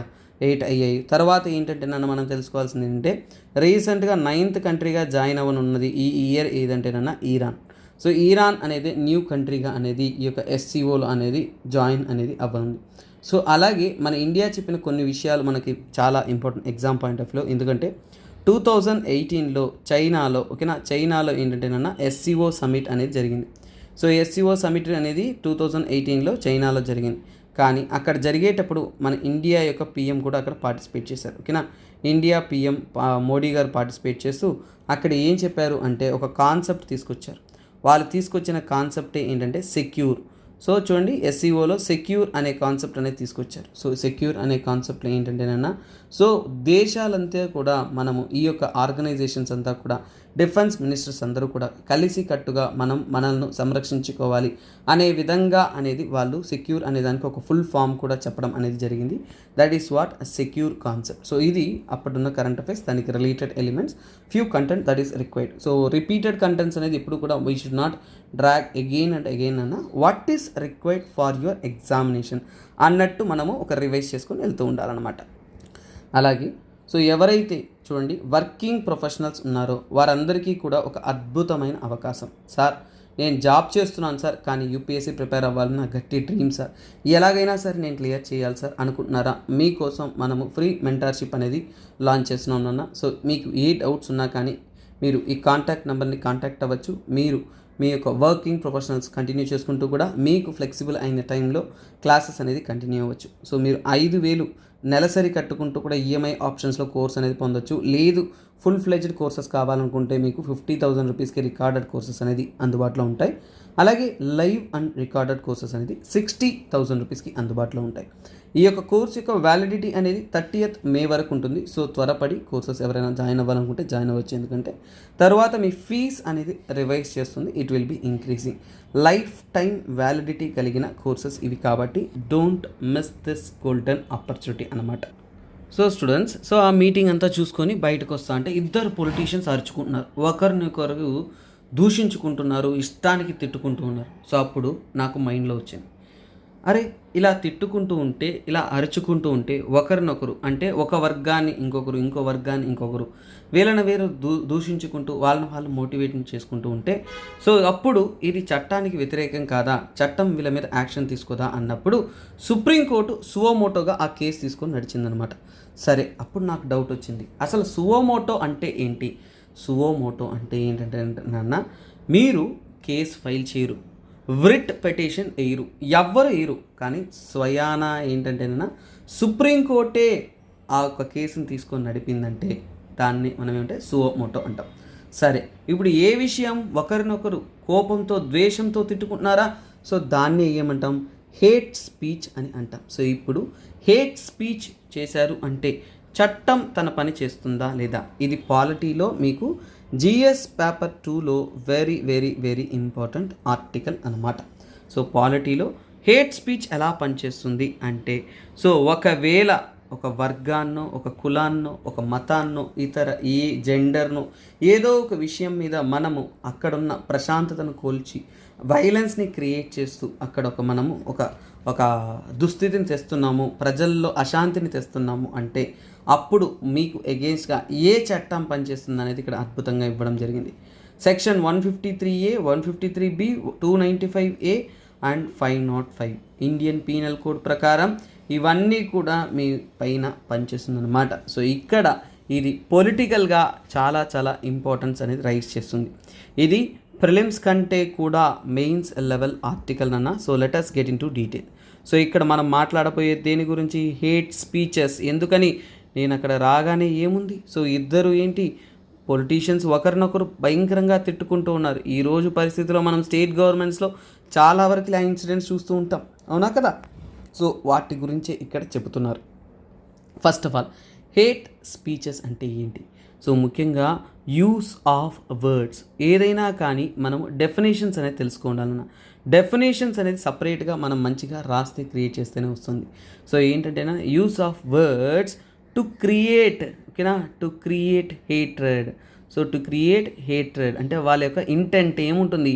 వ్యతిరేకత్వాన్ని, కోపం అనేది, హేట్రెడ్ అగెయిన్స్ట్ లేదంటే towards, hatred against particular group, ఒక పర్టికులర్ వర్గానికి ఎగెయిన్స్ట్గా, ఒక గ్రూప్కి ఎగెయిన్స్ట్గా ఏంటంటేనన్నా వ్యతిరేకత్వాన్ని మనం స్ప్రెడ్ చేస్తూ మనం పదజాలన చేసామంటే ఆ వ్యతిరేకత గ్రూప్ అన్నప్పుడు ఏంటంటే ఒక కమ్యూనిటీ అయ్యి ఉండొచ్చు, ఓకేనా, ఒక క్యాస్ట్ అయ్యి ఉండొచ్చు, ఒక కమ్యూనిటీ అయ్యి ఉండొచ్చు, ఒక రిలీజియన్ అయ్యి ఉండొచ్చు, లేదంటే ఒక రేస్ కూడా అయ్యి ఉండొచ్చు. వాటిలో ఏదైనా కానీ వారికి అగెయిన్స్ట్గా వ్యతిరేకంగా మనము ఏంటంటే అక్కడ స్పీచ్ అనేది చూడండి. ఫ్రీడమ్ ఆఫ్ స్పీచ్ మీకు ఆర్టికల్ 19లో అష్యూర్ చేసినా కానీ అందులో కొన్ని ప్రిస్క్రైబ్డ్ రెస్ట్రిక్షన్స్ అనేది ఉన్నాయి నాన్న. సో అందులో ఇది చాలా చాలా చాలా చాలా ఇంపార్టెంట్. సో అందులో ఏంటంటేనన్నా సో అలాగే ఆ స్పీచ్ అనేది ఏంటంటేనన్నా వాళ్ళను కించపరిచే విధంగా, వారికి వ్యతిరేకంగా అందరినీ రైజ్ చేసే విధంగా, అలాగే లైక్లీ టు రిజల్ట్ అంటే లైక్లీ టు రిజల్ట్ అంటే ఏంటి? సో ఇది ఒకవేళ వైలెన్స్, ఓకేనా, రిజల్ట్ టు వైలెన్స్ అనమాట. సో వైలెన్స్కి దారి తీసే విధంగా, సో ప్రజల్లో ప్రశాంతతను కోల్చే విధంగా మనం ఏదన్నా చేసామంటే అలాంటి హేట్ స్పీచెస్ని రిగార్డ్లెస్ ఆఫ్ లాంగ్వేజెస్, ఏ లాంగ్వేజ్ అయినా సరే వారికి అగెయిన్స్ట్గా యాక్షన్ తీసుకోవాలి అనేది. సో దీన్నే మనం హేట్ స్పీచెస్ అన్నాం. రీసెంట్గా హేట్ స్పీచెస్ అనేది నాట్ ఓన్లీ డైరెక్ట్ అన్న ఆన్లైన్ మీడియంలో సైబర్ హరాస్మెంట్ కేసెస్లో కూడా రీసెంట్గా ఏంటంటేనన్నా bureau of police research and development. So police research and development, so సపరేట్గా ఏంటంటేనన్నా పోలీస్ రీసెర్చ్ అండ్ డెవలప్మెంట్ వారి తరపు నుంచి కూడా ఏంటంటేనన్నా ఒక మాన్యువల్ అనేది పబ్లిష్ చేశారు, ఓకేనా, మాన్యువల్ అనేది పబ్లిష్ చేశారు. అంటే ఇంటెలిజెన్స్ ఏజెన్సీస్ ఏవైతే ఉన్నాయో అవన్నీ కూడా ఇక్కడ నుంచి ఏంటంటే cyber harassment not only in direct medium, online మీడియంలో కూడా ఏదైనా కానీ ఒకరిని కించపరుస్తూ ఇలా మనము ఒక దుష్టమైన భాషను ఉపయోగించుకొని ప్రజల మధ్య ఒక వ్యతిరేకత్వాన్ని స్ప్రెడ్ చేస్తూ కొన్ని విషయాలు, ఫర్ ఎగ్జాంపుల్ అంటే ఆన్లైన్లో కొందరు ఉంటారు. సో ఈ దేవుని ఫాలోవర్స్కి అగేన్స్ట్గా కొందరు అనేసి, ఇంకా ఈ దేవుళ్ళు ఈ యొక్క రిలీజియన్ ఫాలోవర్స్ అంతా కూడా మూర్ఖులు అనేసి, ఇంకొకరు ఏంటంటే కొంత కులాలను తక్కువ చేస్తూ ఇలా మాట్లాడడం కూడా హేట్ స్పీచెస్తో సమానమే అనేది చెబుతున్నారు. సో అలాగే ఏంటంటేనన్నా సో దీని గురించి మనకి 267th లా రిపోర్ట్, ఓకేనా, 267th రిపోర్ట్ అనేది లా కమిషన్ తరపు నుంచి ఇచ్చారు, ఓకేనా. లా కమిషన్ తరపు నుంచి కూడా లా కమిషన్ ఆఫ్ ఇండియా నుంచి కూడా వారు రిపోర్ట్ అనేది ఫామ్ చేశారు. ఆ రిపోర్ట్లో కూడా ఏంటంటేనన్నా సో ఇప్పుడు ఇలాగా ఏంటంటే ఒక ఎథనిసిటీ గురించో, వాళ్ళ నమ్మకాల గురించో, సెక్షువల్ ఓరియంటేషన్, ఈ మధ్య చూడండి ఎల్జీబీటీకి వారి హక్కుల కోసం పోరాడుతూ ఉన్నారు, కానీ వారికి వ్యతిరేకంగా వారిని దూషించే విధంగా వారి మీద వ్యతిరేకత్వాన్ని క్రియేట్ చేసే విధంగా అలా చేయడం అనేది తప్పు అనేది చెబుతున్నారు. సో వాటి మీద చట్టరీత్యా చర్యలు తీసుకుంటారు. సో ఇప్పుడు మెయిన్స్ లెవెల్లో క్వశ్చన్ వస్తుంది. ఎందుకంటే వై, ఎప్పుడు కూడా వై, హౌ, వాట్, వేర్ ఇలాంటి వాటి మీద మెయిన్స్ క్వశ్చన్లు వస్తాయి. వై అంటే ఈ మధ్యకాలంలో so why hate speeches are in rise. So simple why అనే చెప్తాను. అంటే హేట్ స్పీచెస్ రైస్ అవ్వడానికి కారణం ఏంటి? సో నా కులం పెద్ద, నా మతం పెద్ద, నేను ఒక సుపీరియర్, మేల్ అనేవాడు గొప్పవాడు, ఫీమేల్ తక్కువ, ఇలాంటి ఇంటెన్షన్స్ అంతా కూడా రావడానికైనా కారణం ఏంటి? సో ఇలాంటివి ఈ మధ్యకాలంలో స్ప్రెడ్ అవుతున్నాయి. ఆన్లైన్ డిజిటల్ మీడియం వచ్చిన తర్వాత ఇలాంటి కేసెస్ స్ప్రెడ్ అవుతున్నాయి, ఎక్కువ అవుతున్నాయి. ఎందుకు? అదే వై అనేది. సో దానికి కారణం ఏంటంటేనన్నా stereotypic minds. So stereotypic minds అంటే జనాల్లో ఏంటంటేనన్నా వాస్తవాలు తెలియలేకపోవడం, ఓకేనా. స్టీరియోటైపిక్గా వాళ్ళకంటూ వాళ్ళు ఏంటంటేనన్నా వాళ్ళ బ్రెయిన్లో ఒకటి ఫిక్స్ అయిపోయి ఉంటారు, ఓకేనా. సో వాళ్ళు హైప్ అన్నట్టు స్టీరియోటైపిక్ మైండ్స్లో ఏంటంటేనన్నా చాలా వరకు ఏంటంటే ఫీల్ ఆఫ్ సుపీరియారిటీ, అందరికన్నా నేనే గొప్ప, మిగతా వాళ్ళు గొప్ప కాదు అనే ఒక ఫీలింగ్, స్టీరియోటైపిక్ ఫీలింగ్ మనలో ఉంటుంది. సో అలాంటి ఫీలింగ్స్ ఉండడం వల్ల చాలామంది ఏంటంటే వాళ్ళ హక్కులకు మించి, ఓకేనా, ఇతర హక్కులను ఏంటంటే దోచుకోవడం అనేది జరుగుతూ ఉంటుంది. సో అలాగే ఏంటంటేనన్నా కొంతమంది ఏంటంటే ఒక పర్టికులర్ ఐడియాలజీస్కి స్టిక్ ఆన్ అవ్వడం. సో ఇక్కడ ఏంటంటేనన్నా ఇక్కడ ఏంటంటే స్టబోర్న్నెస్, ఓకేనా, స్టబోర్న్ అంటే ఏంటంటేనన్నా వాళ్ళు మారరు, ఓకేనా, స్టబోర్న్ టు పర్టికులర్ ఐడియాలజీ, వారి యొక్క ఐడియాలజీ నుంచి వాళ్ళు బయటికి రారు. సో ఆ ఐడియాలజీ లేని వాళ్ళని ద్వేషిస్తూనే ఉంటారు. సో వాళ్ళు ఎప్పటికీ కూడా వారు ఆ యొక్క రేషనల్ థింకింగ్ ఇలాంటి వాటి నుంచి కూడా బయటకు రాకపోవడం అనేది ముఖ్యమైన కారణంగా అనేది చెప్తున్నారు. తర్వాత ఏంటంటేనన్నా లీగల్ ఫ్రేమ్వర్క్ అంటే చట్టరీత్యా చట్టానికి భయపడరు, ఓకేనా. సో ఇలాంటి కారణాల వల్లనే చాలామంది ఏంటంటే ఇలాంటి స్పీచెస్ అనేది జరుగుతూ ఉంటుంది. అలాగే ఈ మధ్య కాలంలో ఏంటి ఈజీ యాక్సెస్, ఇప్పుడు మనకి ఆన్లైన్ మీడియం ఇవన్నీ వచ్చిన తర్వాత ఈజీ యాక్సెస్ వచ్చిన తర్వాత ఎవరైనా కానీ ఏ ఒపీనియన్ అయినా కానీ చెప్పచ్చు. తర్వాత ఫ్రీడమ్ ఆఫ్ స్పీచ్ అనేది మనకి ఎంత రెస్ట్రిక్షన్స్ ఉన్నా కానీ ఆ రెస్ట్రిక్షన్కి మించి చాలామంది ఏంటంటే దాన్ని ఉపయోగించుకున్నారు, అంటే రెక్లెస్ యూస్ అని చెప్తారు. సో అలాంటప్పుడు ఇప్పుడు మనకి తెలియాల్సింది అంటే చట్టరీత్యా లా అనేది ఏం చేస్తుంది, లీగల్ ఏం చేస్తుంది అనేది మనకు తెలియాలి. సో సపరేట్గా ఇండియన్ పీనల్ కోడ్లో ఏంటంటే section 153A, so section 153A అలాగే 153B ఇవి రెండు కూడా మీరు గుర్తుపెట్టుకోవాలి. ఐపీసీలో ఇండియన్ పీనల్ కోడ్లో ఏంటంటేనన్నా సో ఫర్ ఎగ్జాంపుల్ అంటే ఈ యొక్క సెక్షన్ ఎందుకంటే పనిష్మెంట్ ఇస్తుంది, ఓకేనా, పనిష్మెంట్ ఇస్తుంది. ఎందుకంటే సో చూడండి ఎప్పుడైనా కానీ మీ స్పీచ్, ఓకేనా, స్పీచ్ అనేది సో కాజ్ పనిష్మెంట్ ఎప్పుడు ఇస్తారు, కాజ్ ఎనిమిటీ బిట్వీన్ గ్రూప్స్, ఓకేనా, బిట్వీన్ గ్రూప్స్ ఏదైనా రెండు వర్గాల మధ్య గొడవ పడడానికి మీ యొక్క మాట పదజాలన కారణమైతే అప్పుడు ఈ యొక్క 153 and 153B సెక్షన్ అనుసరించి మిమ్మల్ని కేసు వేస్తారు అన్నమాట. తర్వాత ఏంటంటేనా సెక్షన్ మనకి వచ్చేది ఏంటంటే సెక్షన్ 295A, సెక్షన్ 295A అంటే ఏంటంటేనన్నా ఫర్ ఎగ్జాంపుల్ ఏంటంటే ఎప్పుడైనా కానీ so if you are hurting అంటే చూడండి సో రిలీజియస్ ఫీలింగ్, ఓకేనా, రిలీజియస్ ఫీలింగ్స్ని హర్ట్ చేస్తూ ఒక క్లాస్ పీపుల్ని మనం ఇబ్బంది పెడుతూ బాధపడుతూ అలాగే ఏంటంటేనన్నా డెలిబరేట్లీ అంటే కావాలనే మనము వాళ్ళని కించపరుస్తూ మాట్లాడడం కానీ అలాగే డెలిబరేట్లీ లేదంటే మ్యాలీషియస్ ఇంటెంట్ అంటే ఓకేనా దుష్టమైన ఆలోచనలు, ఓకేనా, ఒక నెగటివ్ ఆలోచనలతో వారిని మనం దూషిస్తూ ఇలా చెబుతున్నామంటే అలాంటప్పుడు సెక్షన్ 295A. అలాగే ఇంకొక సెక్షన్స్ ఏంటంటే సెక్షన్ 505 క్లాస్ 1 అలాగే సెక్షన్ 505 క్లాస్ 2. సో ఇది ఏంటంటేనన్నా ఫర్ ఎగ్జాంపుల్ ఏంటంటే సో మనము ఏదైనా కానీ ఓకేనా పబ్లికేషన్ ఆర్ సర్క్యులేషన్, సో మనం ప్రజలలో ఒక తప్పుడు సమాచారం దాన్ని ఏమంటే పబ్లికేషన్ ఆర్ సర్క్యులేషన్స్, సో ఏదైనా కానీ మనము ప్రజల మధ్య ద్వేషాన్ని పుట్టించే విధంగా of content, so circulation of content ఏదైనా కానీ రాంగ్ కంటెంట్ని, ఎందుకంటే ఆ కంటెంట్ అనేది దేనికోసం హేట్రెడ్ని క్రియేట్ చేయడానికి ప్రజల మధ్య వ్యతిరేకత్వాన్ని సృష్టించేదానికి మనం కంటెంట్ని స్ప్రెడ్ చేస్తూ ఉన్నామంటే అలాంటి సమయాల్లో ఏంటంటేనన్నా సో అక్కడ ఏంటంటే చట్టం అనేది పనిచేస్తుంది 505 క్లాస్ 1 and 2. తర్వాత ఏంటంటేనన్నా ఇంకొక చట్టం ఏంటంటేనన్నా RPA act, representative of people act అంటాము. ఆర్పిఏ యాక్ట్లో ఏంటంటేనన్నా ఎలక్షన్ సమయాల్లో ముఖ్యంగా ఆర్పిఏ యాక్ట్ 1951లో ఫామ్ చేశారు. అందులో ఏంటి అంటే సో చూడండి ఎప్పుడైనా కానీ ఇల్లీగల్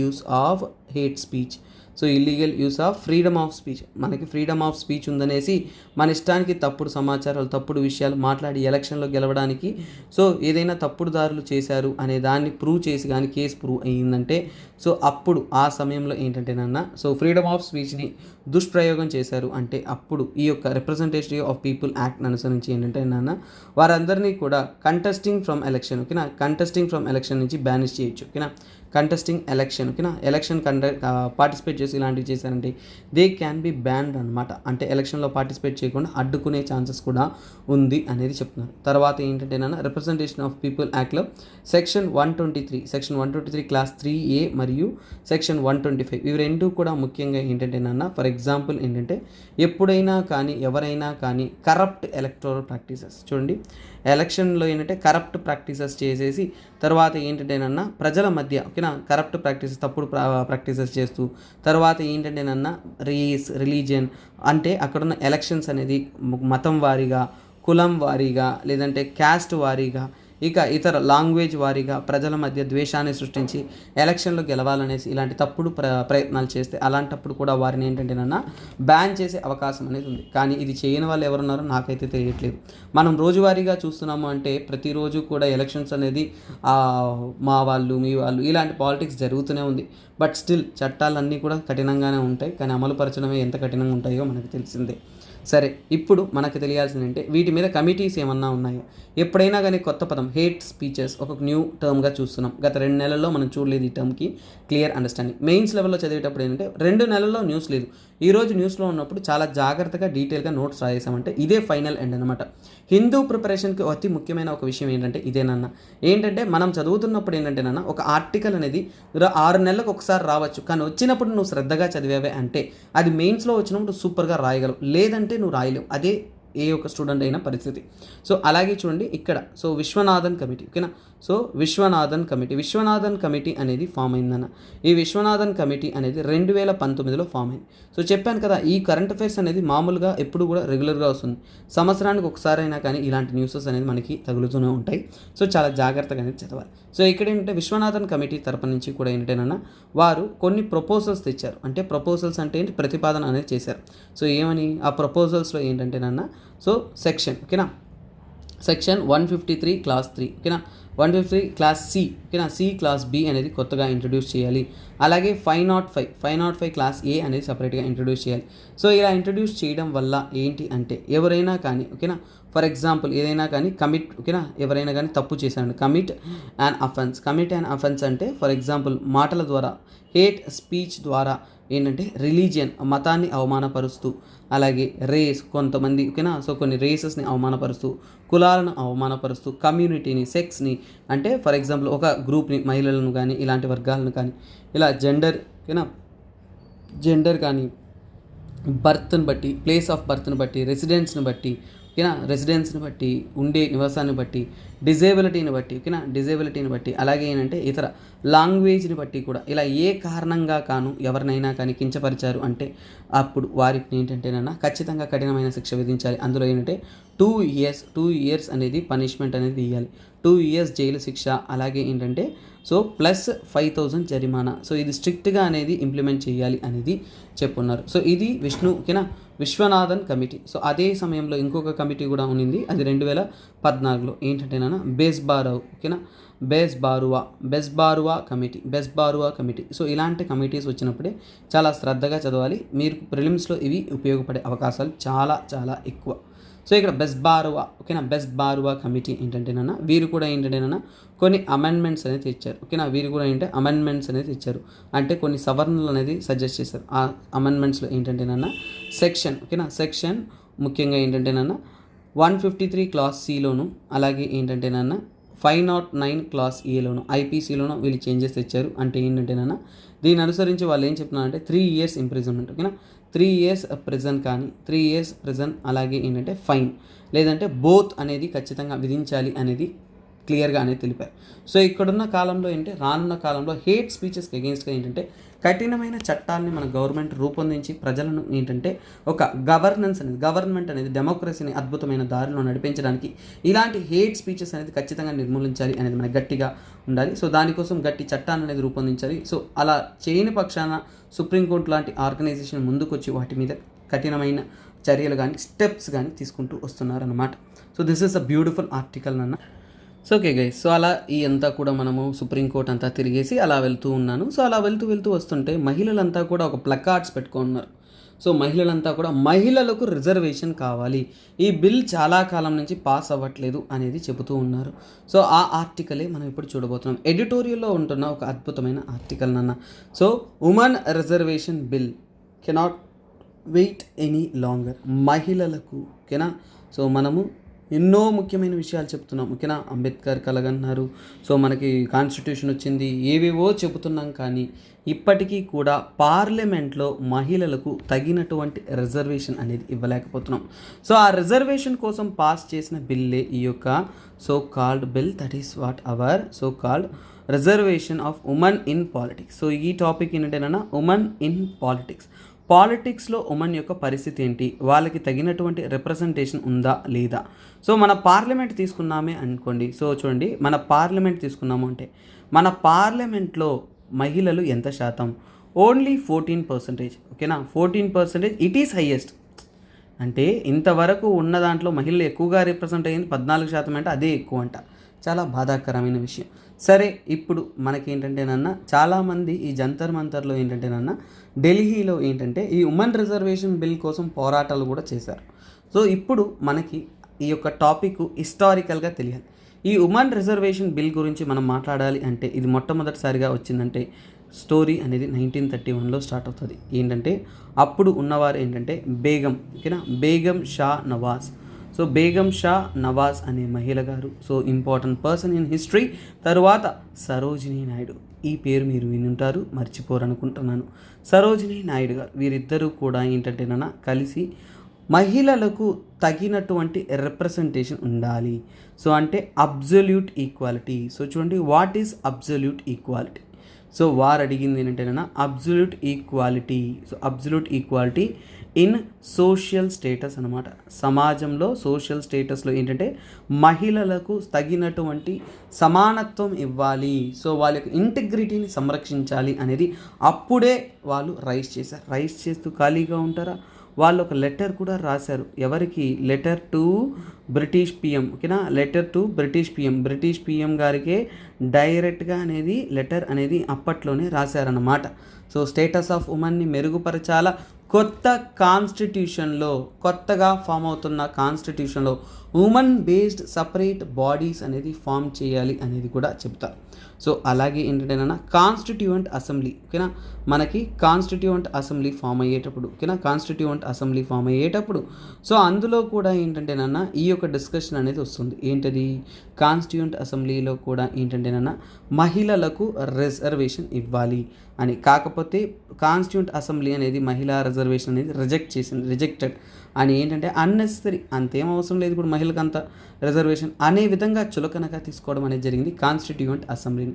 సో అలాగే అందుకే స్టార్టింగ్లోనే అప్పుడు ఇది ఇంప్లిమెంట్ కాలేకపోయింది. కాకపోతే కాలాలు పోయాయి, సంవత్సరాలు గడిచాయి, పొలిటికల్ డిబేట్స్ వచ్చాయి, రిజర్వేషన్ గురించి ఎన్నో మాటలు మాట్లాడారు. అప్పుడు కాలంతో పాటు మెల్లమెల్లగా ఏంటంటేనా నేషనల్ పర్స్పెక్టివ్ ప్లాన్ అనేది ఇచ్చారు. సో నేషనల్ పర్స్పెక్టివ్ ప్లాన్, ఓకేనా, నేషనల్ పర్స్పెక్టివ్ ప్లాన్ అనేది తెచ్చారు. ఈ పర్స్పెక్టివ్ ప్లాన్ అనేది చూసారంటే for women, perspective plan for women అన్నమాట.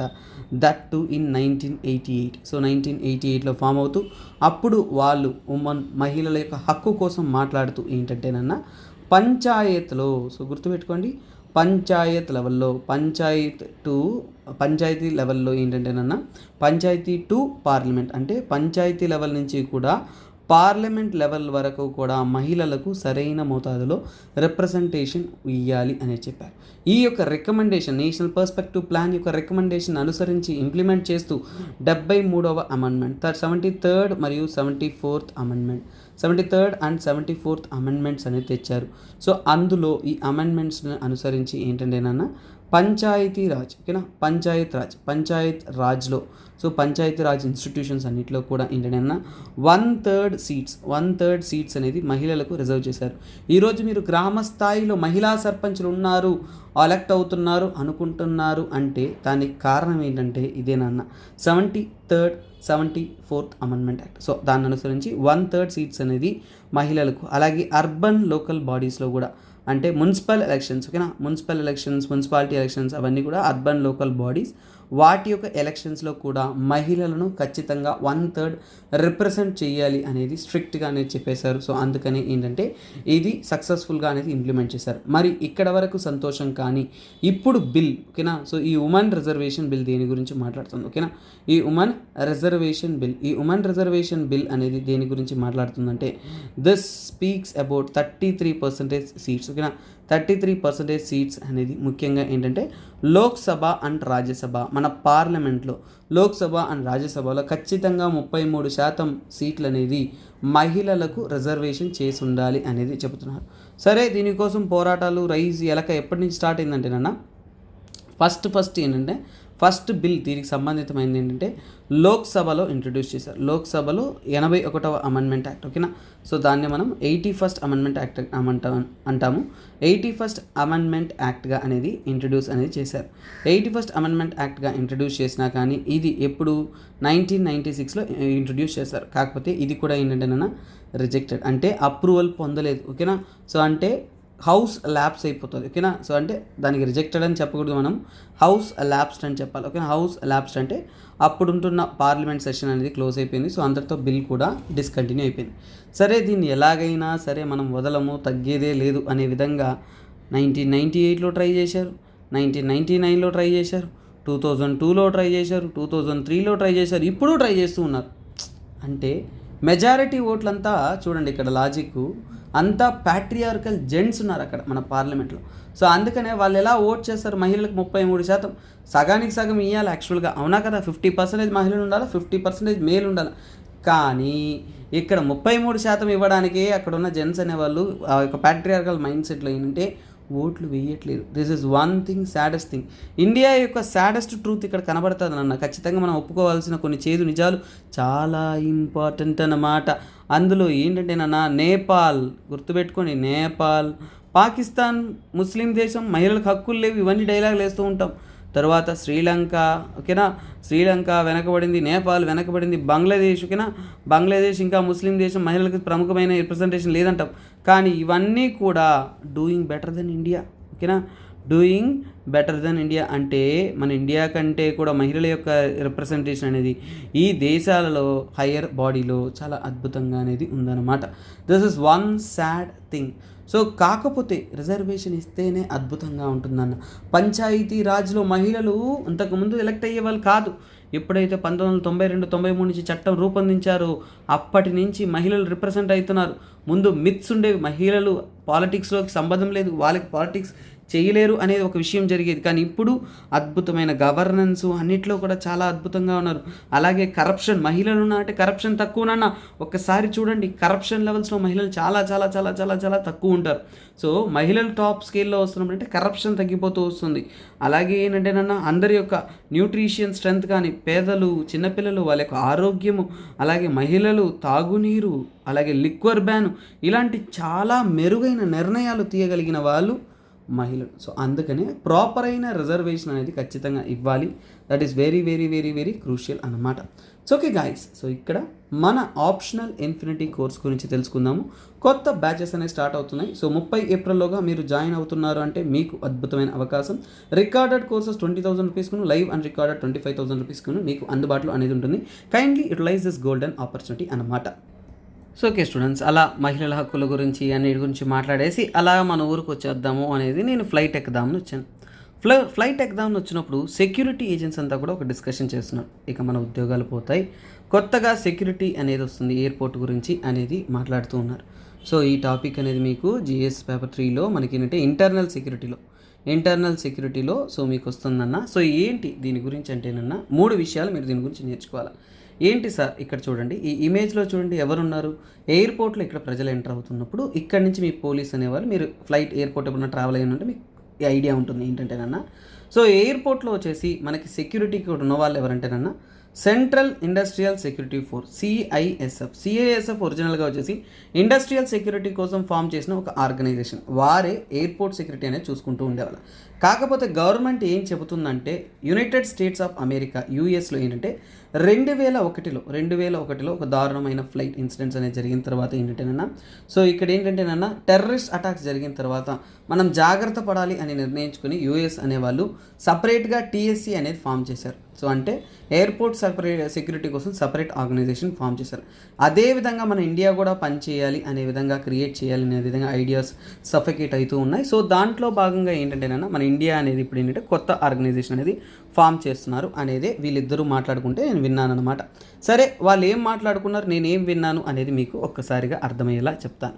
సో ఇక్కడ చూడండి, this is speaking about unified security force. దేని గురించి మాట్లాడుతుంది? యూనిఫైడ్ సెక్యూరిటీ ఫోర్స్ అంటే అన్నిటినీ కూడా, యూనిఫైడ్ సెక్యూరిటీ ఫోర్స్ అంటే దేనికోసం? Unified security force for civil aviation, for air travel. So దేనికోసం? ఫార్ ఆల్ ఎయిర్పోర్ట్స్, అంటే ఎయిర్పోర్ట్స్ ప్రాంతాల్లో సెక్యూరిటీ అంతా కూడా టైట్ చేయడానికి, జాగ్రత్తగా చేయడానికి ప్రిస్క్రైబ్డ్ అథారిటీ ఒకటి ఫామ్ చేయాలి అనేది మన ఇండియన్ గవర్నమెంట్ డిసైడ్ అయింది. ముఖ్యంగా దేనికోసం అంటేనన్నా, సో వారు చూసేది ఇమిగ్రేషన్స్ అండ్ కస్టమ్స్, ఓకేనా. ఇమిగ్రేషన్స్కి కాను, అలాగే కస్టమ్స్ కాను, ఇలా సపరేట్ ఆర్గనైజేషన్, సపరేట్ ఆఫీసర్స్ ఇలా కాకుండా, సిఐఎస్ఎఫ్ ఇలా వేరు కాకుండా అన్నిటినీ కలిపి ఒక ఎయిర్పోర్ట్ సెక్యూరిటీ కోసం ఒక ఆర్గనైజేషన్ మనం ఫామ్ చేస్తాం అనుకున్నాం. సో ఇది ఎక్కడి నుంచి ఇన్స్పైర్ అవుతున్నాము, from where we are inspired. So కొన్ని విషయాలు మనము ఎక్కడి నుంచి కాపీ కొడుతున్నామో కూడా తెలుసుకోవాలి. మనం ఇన్స్పైర్ అయ్యేది ఏంటంటేనన్నా, so transportation security administration. So ఇదేంటంటే TSA, so transportation security administration అనేది ఫామ్ చేశారు. సో అడ్మినిస్ట్రేషన్ అనేది ఫామ్ చేశారు. ఇది మన ఇండియా కాదు నాన్న. టీఎస్ఏ అనేది ఎవరికి చెందిందంటే యూఎస్కి చెందింది, యునైటెడ్ స్టేట్స్ ఆఫ్ అమెరికాకి చెందింది. సో ఇప్పుడు ప్రస్తుతానికి ఇండియన్ సెక్యూరిటీ చూసుకునేది, ఎయిర్పోర్ట్ సెక్యూరిటీ చూసుకునేది సిఐఎస్ఎఫ్. గుర్తుపెట్టుకోండి, వెరీ ఇంపార్టెంట్. అంటే సిఐఎస్ఎఫ్ వచ్చేసి సుమారుగా 66 ఎయిర్పోర్ట్స్ అనేది వారు కంట్రోల్ చేస్తున్నారు. వేరే దాంట్లో వేరే డిపార్ట్మెంట్స్ అనేది ఉన్నారు. అంటే యూనిఫైడ్గా కామన్గా ఒక ఏజెన్సీ అనేది లేదు అనేది ఇక్కడ సమస్య. సో ఈ ఇష్యూని మన గవర్నమెంట్ తరపు నుంచి ఏంటంటేనన్నా bureau of civil aviation security. So ఏంటంటేనన్నా bureau of civil aviation security. So ఈ పేరు కూడా గుర్తుపెట్టుకోండి. ఈ యొక్క ఆర్గనైజేషన్ ఎందుకు పనిచేస్తుంది ఏంటి అనేది నేను మీకు క్లియర్గా అనేది చెప్తానన్నమాట. So bureau of aviation security అంటే ఏంటంటే బీసీఏఎస్, కరెక్ట్ ఎలాంటి స్పెల్లింగ్, ఓకేనా, బీసీఏఎస్ అంటాము.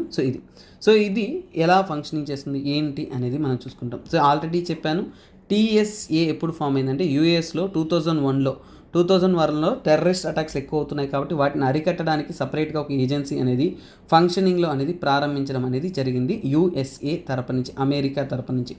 సో టీఎస్ఏ ఎలా ఫంక్షన్ అవుతుందంటేనా, ఇది ఒక agency. Transportation related security checks అన్నీ కూడా వారే చూసుకుంటారు. ముఖ్యంగా వారు ఏమేమి చూసుకుంటారంటేనా, స్క్రీనింగ్ చేస్తారు, ప్యాసింజర్స్ని స్క్రీనింగ్ కానీ, బ్యాగేజెస్, ఓకేనా, లగేజెస్ ఏవైతే ఉన్నాయో బ్యాగేజెస్ని స్క్రీనింగ్ కానీ, తర్వాత కార్గో స్క్రీనింగ్ కానీ, తర్వాత ఏంటంటేనన్నా ఎయిర్పోర్ట్లో సెక్యూరిటీ విషయాలు కానీ, ఎయిర్పోర్ట్లో సెక్యూరిటీ చూసుకోవడం కానీ, తర్వాత మిగతావన్నీ కూడా వారు చూసుకుంటూ ఉంటారు. కాకపోతే టీఎస్ఏ గురించి మీరు తెలుసుకోవాల్సిన ఇంకొక విషయం ఏంటంటే, వాళ్ళు ఎయిర్పోర్ట్కి మాత్రమే కాదు, సెక్యూరిటీ మెషర్స్ అనేది ట్రాన్స్పోర్టేషన్ అన్నప్పుడు రైల్, ఓకేనా, రైల్ అలాగే బస్, ఓకేనా, రైల్, బస్, షిప్ అన్ని మోడ్స్ ఆఫ్ ట్రాన్స్పోర్టేషన్ సంబంధితమైన సెక్యూరిటీ పర్పస్ కోసం యూఎస్ అపాయింట్ చేసిన ఒక ఏజెన్సీ అది. సో అలాంటి ఒక ఏజెన్సీస్ నుంచి సిమిలర్ ఏజెన్సీగానే మనము ఫామ్ చేస్తూ ఉన్నాం. మన ఇండియాలో ఏమన్నాను, బీసీఏఎస్. సో మన ఇండియాలో సెక్యూరిటీ, ఎయిర్పోర్ట్ సెక్యూరిటీ కోసం ఉండేది bureau of civil aviation security అనమాట. సో ఇది ఎవరికి అండర్లో ఫంక్షన్ అవుతుంది, మినిస్ట్రీ ఆఫ్ సివిల్ ఏవియేషన్ అండర్లోనే ఇది కూడా ఫంక్షనింగ్ అనేది చేస్తుందన్నమాట. Very crucial.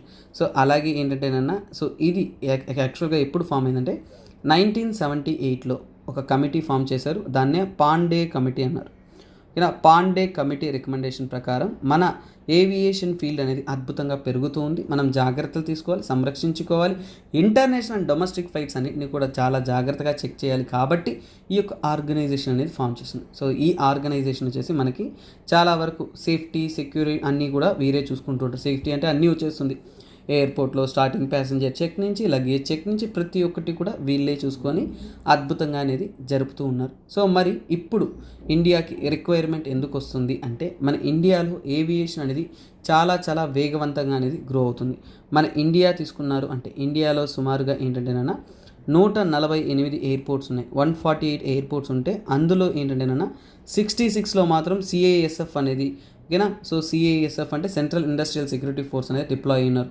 సో మిగతా వాటిలో వేరే ఓకేనా స్టేట్ పోలీస్ అనేది ఉన్నారు. సో మిగతా వాటిలో ఎవరున్నారు, సో రిమైనింగ్ వచ్చేసి స్టేట్ పోలీస్, ఓకేనా, రిమైనింగ్లో ఎవరున్నారు, స్టేట్ పోలీస్ ఉన్నారు. సో ఇలా కొంతమంది అంటే వేరే ఆఫీసర్స్ అనేది దీనికి కేటగరైజ్ అనేది చేశారు. సో అంటే ప్రిస్క్రైబ్డ్గా ఎయిర్పోర్ట్ సెక్యూరిటీ కోసం ఉంటున్న సర్వీస్ అనేది లేదు. సో స్టేట్ పోలీస్ ఉన్నారు, సిఐఎస్ఎఫ్ ఉన్నారు, వీళ్ళంతా కూడా చూసుకుంటూ ఉన్నారు. సో ఇది మనం గుర్తుపెట్టుకోవాల్సింది. కాకపోతే రానున్న కాలంలో అప్కమింగ్ అంటే నెక్స్ట్ రానున్న ఇంకో 2-3 ఇయర్స్లో ఏంటంటేనన్నా 220 ఎయిర్పోర్ట్స్ అనేది మన ఇండియాలో రానున్నాయి. అంటే 220 ఎయిర్పోర్ట్స్ అనేది మన ఇండియా అనేది స్ట్రెంత్ పెరగనుంది. అలాగే వరల్డ్ ఓకేనా 2024 కంతా కూడా వరల్డ్లో తీసుకున్నాము అంటే థర్డ్ లార్జెస్ట్ ఏవియేషన్ ఇండియా అవుతుంది. థర్డ్ లార్జెస్ట్ అంటే మూడో అత్యధికమైన ఏవియేషన్ ఫీల్డ్లో మన ఇండియానే ఉండబోతుంది. That is one thing we need to be safe and secure. So అలాగే ఏంటంటే యూఎస్ తర్వాత చైనా తర్వాత ఏవియేషన్ ఫీల్డ్లో అత్యధికమైన డెవలప్మెంట్స్ అంతా కూడా మన ఇండియాలోనే చూస్తున్నారు. మార్కెట్ గ్రో అవుతుంది, స్కోప్ గ్రో అవుతుంది, ప్రతి ఒక్కటి గ్రో అవుతుంది. అంటే మనం సెక్యూరిటీని కూడా ఇంకా బెటర్గా అనేది మనము ఇంప్లిమెంట్ చేయాలనేది స్ట్రాంగ్గా అనేది చెప్తున్నారు. సో అందుకోసమే ఏంటంటేనన్నా ఈ యొక్క సపరేట్ ఆర్గనైజేషన్ ఫామ్ అవడానికైనా రిక్వైర్మెంట్ అనేది ఉంది. So this is the current affairs related to it. So ఇలాగే అద్భుతమైన ఆర్టికల్స్ మీకు సో చూడండి, కొన్నిసార్లు Indian express, Hindu, down to year, PIB, Yojana, Kurukshetra ఇలా మల్టిపుల్ సోర్సెస్ నుంచి కూడా మీకు ఎగ్జామ్ పాయింట్ ఆఫ్ వ్యూలో ఇంపార్టెంట్ ఆర్టికల్స్ అనేది ఉంటాయి. సో అలాంటి ఇంపార్టెంట్ ఆర్టికల్స్ కూడా మీకు ఎగ్జామ్ పాయింట్ ఆఫ్ వ్యూలో నేను కవర్ చేస్తూ ఉంటాను. అలాంటి ఒక కాంప్రహెన్సివ్ కరెంట్ అఫైర్స్ కోర్స్ కావాలనుకుంటే తప్పకుండా మన కోర్స్ అనేది మీరు తీసుకోవచ్చు. 3,000 రూపీస్ కాస్ట్ మాత్రమే ఈ యొక్క కోర్స్ యొక్క ఫీజ్. సో అలాగే స్టూడెంట్స్ ఈ రోజు యొక్క ఎంసీక్యూ అనేది చూసేద్దాము. సో ఇక్కడ చూడండి, డిమాసాస్ అనేది రీసెంట్గా న్యూస్లో ఉన్నది. సో ఆ స్టేట్మెంట్ రిలేటెడ్ క్వశ్చన్స్ అనేది ఇక్కడ ఇచ్చాను. సో పాస్ చేసి పార్టిసిపేట్ చేయండి. ఈ పదము కొత్త పదంగా ఉంటున్నప్పుడు మీకు ఎగ్జామ్లో చాలా ఇంపార్టెంట్గా ఉంటుంది. సో అందుకే మీరు మిస్టేక్స్ చేయకూడదు కాబట్టి ఐ ఆమ్ ప్రొవైడింగ్ దెమ్. ఓకేనా. సో ఇలా ఏదైనా కానీ ఇంట్రెస్టింగ్గా ఉంటే ఆ క్వశ్చన్ ఇస్తాను, లేదంటే గత సంవత్సరంలో వచ్చిన ఒక క్వశ్చన్ అనేది మీకు ఇస్తాను. గైస్ మీకోసం చాలా ఎఫర్ట్ వేసి క్వాలిటేటివ్గా హిందూ అనాలిసిస్ అనేది రోజు రెగ్యులర్గా అందిస్తున్నాం. ఒక గంటలో మీకు కనీసం 5 నుంచి 6 ఆర్టికల్స్ ఇంకా ఎక్కువ కూడా కవర్ చేయడానికి నా ప్రయత్నంలో నేను చేస్తూనే ఉన్నాను. సో నా ప్రయత్నానికి మీ వంతు సపోర్ట్ చేయగలరంటే keep commenting your valuable words నాన్న. సో మీరు చెబుతున్న ప్రతి ఒక్క పదం అనేది కూడా మాకు ఏంటంటే ఇంకా బూస్టింగ్గా సపోర్టివ్గా అనేది ఉంటుంది. అలాగే మన వీడియోస్ అనేది కైండ్లీ షేర్ చేయండి. ఓకేనా. సో ఒక ఆర్టికల్ కన్నా కానీ అన్ని ఆర్టికల్స్ మీకు క్లియర్గా సబ్జెక్ట్ ఓరియంటెడ్గా కాన్సెప్ట్ తీసుకెళ్ళాలంటే it's one tough task we are doing for you students. ఓకేనా. సో మీకోసమే మనం ఈ ఎల్టీఎక్స్ క్లాసెస్ ద్వారా ఈ ప్లాట్ఫామ్ ద్వారా హెల్ప్ చేస్తూ ఉన్నాము. సో మీ తరపు నుంచి ఏంటంటే ఫ్రెండ్స్ అండ్ ఫ్యామిలీతో షేర్ చేయండి. సో ఇంకా అద్భుతమైన కంటెంట్ కోసం వెయిట్ చేయండి. So guys let's build more views for this Hindu analysis so that it can benefit more people. ఇతర ఎగ్జామ్స్కి ప్రిపేర్ అవుతున్న వారందరికీ కూడా ఇది ఒక అద్భుతమైన అవకాశం. Kindly share it. Bye, take care, have a nice day. This is me SPR signing off. Bye, have a nice day.